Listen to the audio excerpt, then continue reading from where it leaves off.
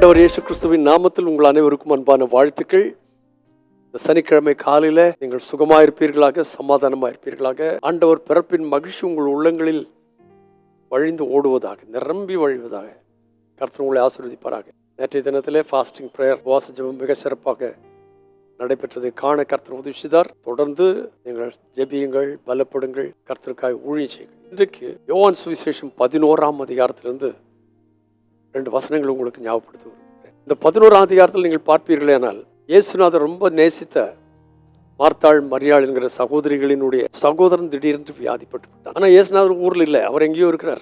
ஆகினால அவங்க என்ன செய்தாங்கன்னு கேட்டால், உடனே இயேசுநாதருக்கு செய்தி அனுப்பினாங்க, லாசரு வியாதிப்பட்டிருக்கிறாங்க. ஆனால் இந்த வார்த்தை அவர்களுக்கு கிடைக்கும் போது பை த டைம் லாசரு மரித்து போனான். ஆனால் இயேசுநாதர் என்ன செய்தார்னு கேட்டால், அவன் மரித்து போனான் என்று அறிந்த பிறகு இன்னும் கொஞ்ச நாள் தள்ளி போட்டார்.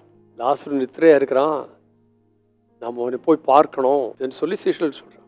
ஆனா இப்படி அவங்க பேசிட்டு இருக்கிற அந்த நாளுக்குள்ள லாசரு மரித்து 4 நாள் ஆயிடுச்சு. இயேசுநாதர் கல்லறைக்கு வந்தார். குறித்து விளக்கி சொல்றதுக்கு எனக்கு நேரம் பத்தாது. ரொம்ப அருமையான சரித்திரம். கல்லறைக்கு வந்த உடனே இயேசு கண்ணீர் விட்டார். இயேசுநாதர் நம்மை பார்த்து மனதுருகுகிற கர்த்தர். நம்முடைய கஷ்டங்களை பார்த்து, நம்முடைய பிள்ளைகளை நேசிக்கிற நேசத்தை வைத்து, நமது பிள்ளைகளுக்காக கண்ணீர் விடுகிறவர் அவர். கீழே வாசித்து வரும்போது கர்த்தர் அவரை உயிரோடு எழுப்பத்தக்கதாக வந்த போது சகோதரிகள் 2 பேரும் சொல்லிட்டாங்க, நீர் இப்போ என்னையா பிரயோஜனம், நீர் இங்கே இருந்திரானால் அவன் மரித்திருக்க மாட்டானே. டு மேக் இட் ஷார்ட், கல்லறை திறக்க சொன்னார். அவங்க சொன்னாங்க, நாருமே, ஆனாலும் கர்த்தர் திறக்க சொன்னார். திறந்த உடனே 43ஆம் வசனத்தில் சொல்லிருக்கு, ஆண்டவர் இடத்துல இயேசுநாதர் ஒரு சின்ன விண்ணப்பத்தை இருக்கிறார் பிதாவின் இடத்துல. நீர் எப்பொழுதும் எனக்கு செவி கொடுக்கிறீர் என்று நான் அறிந்திருக்கிறேன். ஆனாலும் நீர் அனுப்பினதை சூழ்ந்து நிற்கும் ஜனங்கள் விசுவாசிக்கும்படியாக அவர்கள் நிமித்தம் இதை சொன்னேன் என்றார். அது சொல்லிட்டு 43ஆம் வசனத்துல இவைகளை சொன்ன பிற்பாடு லாசருவே வெளியே வா என்று உரத்த சத்தமாய் கூப்பிட்டார். நிறைய பேர் அதை குறித்து சொல்லுவாங்க, ஏன் லாசருன்னு சொன்னார், மரித்தவனே வெளியே வான்னு சொன்னா நிறைய பேர் எழுந்திருப்பார்களாம். அப்போ அடுத்த வசனம் சொல்லிருக்கு, அப்பொழுது மரித்தவன் வெளியே வந்தான், அவன் கால்களும் கைகளும் பிரேத சீலைகளினால் கட்டப்பட்டிருந்தது, அவன் முகம் சீலையால் சுற்றப்பட்டிருந்தது. இயேசு அவள் நோக்கி, இவனை கட்ட அவிழ்த்து விடுங்கள் என்றார். அல்லேலூயா.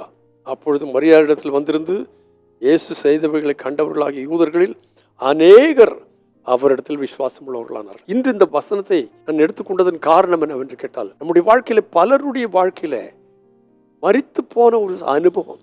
ஜீவன் போயிடுச்சு, அது மரிச்சு 4 நாள் ஆயிடுச்சு, அடக்கம் பண்ணியாச்சு, இப்ப நாரும் திறந்தா நாரும். ஆனா இயேசுநாதர் சொல்றாரு, அதை பத்தி கவலை இல்லை, நீ நாரி போன மனுஷனா இருந்தா உன்னை பார்த்து கண்ணீர் விடுகிற ஒரு நல்ல இயேசு உனக்காய் எனக்காய் இருக்கிறார். இந்த காலை வேளையில் அவர் கண்ணீர் விடுகிறதுனால மரித்தவனை பார்த்து சொன்னார், எழும்பி வா. லாசரு எழும்பி வந்தான். ஜனங்கள் எல்லாம் ஆச்சரியப்பட்டு கர்த்தரை விசுவாசித்தார்கள்.